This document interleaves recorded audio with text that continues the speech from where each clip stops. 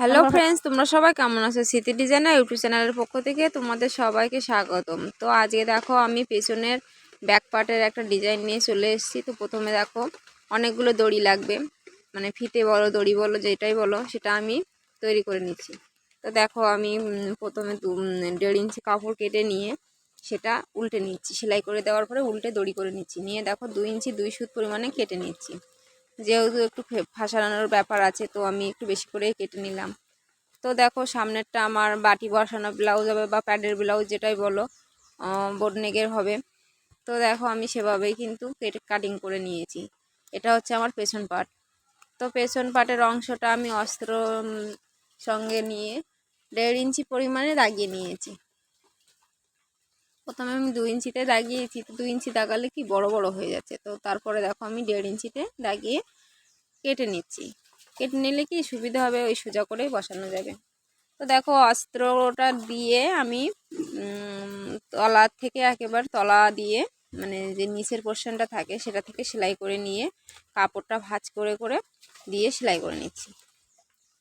তো দেখো আমি কিভাবে সেলাই করে নিচ্ছি, তোমরাও এভাবেই সেলাই করে নেবে। তো এখানে আমার 6টা দিতে হবে। 6টা দেওয়ার পরে আমার দেওয়া হয়ে গেলে এবার দেখো আমি সোজা টেনে দিয়েছি। এবার কোনাটা কেটে নিতে হবে, তবেই তো ঘুরবে, নইলে কিন্তু বসবে না সেলাইটা, উল্টালেও দলা হয়ে থাকবে। তো দেখো আমি উল্টে নিয়েছি, ঠিক এরকম হবে। এটা কিন্তু ফিতে হবে, এটা অন্য কিছুই হবে না। তো দেখো আমি বা সাইডে ডান সাইডে মানে দুটো পার্ট থাকে, দুটো পার্টই কিন্তু করে নিচ্ছি। দুটো পার্টই একই সমান মাপে একই দাগিয়ে একইভাবেই করে নিতে হবে।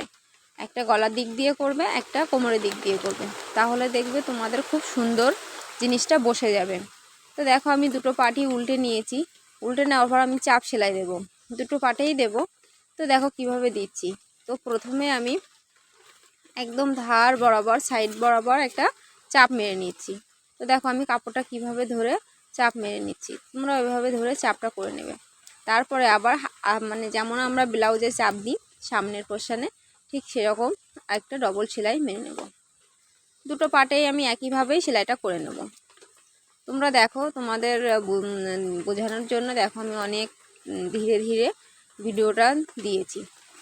তো দেখো তোমরা এভাবে চাপ মেরে নিলে দুটো পার্ট কিন্তু আমার রেডি হয়ে যাচ্ছে। তো যেহেতু প্যাডের ব্লাউজ, তো সেহেতু পেছন পাটে লেস মানে দড়ি হবে।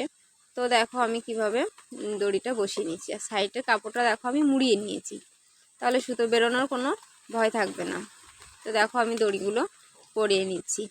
তো তোমাদের ভিডিওটা কেমন লাগলো, দড়ি পরানোর পর কেমন লাগবে সেটাও তোমরা বলবে। তো ভিডিওটা কেমন লাগলো, যদি ভালো লাগে তো একটা লাইক কমেন্ট শেয়ার করে পাশে থেকো। আর একটা কথা, এগুলো বাটার কাপড়ের দড়ি, তো একটু আয়রন করে নিলেই না এগুলো ঠিকঠাক বসে যাবে। তো তোমরা দেখো আমি একটা ঘুনসুই নিয়েছি, ঘুনসুই নিয়ে আমি দড়িটা পরিয়ে নিচ্ছি। তো দড়িটা পরিয়ে কিভাবে নিচ্ছি তোমরা নিশ্চয়ই দেখতে পাচ্ছ। তো এভাবে পরিয়ে নেবে, তাহলে কিন্তু মানে দেখতে সুন্দর হবে। অনেকে আছে একদিক দিয়ে পরিয়ে নেয়, পরে বলে দিদি বুঝতে পারছি না, গন্ডগোল হয়ে গেছে। তো এইভাবে পরিয়ে নিলে দেখো কত সুন্দর বসে যাচ্ছে। তো যখন পিঠে বাঁধা হবে তখন কিন্তু ঠিক ওরকম সুন্দর দেখতে লাগবে। তো দেখো আমি বেঁধে নিচ্ছি।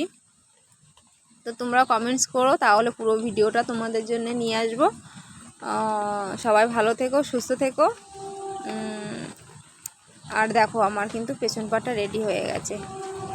টাটা বন্ধুরা।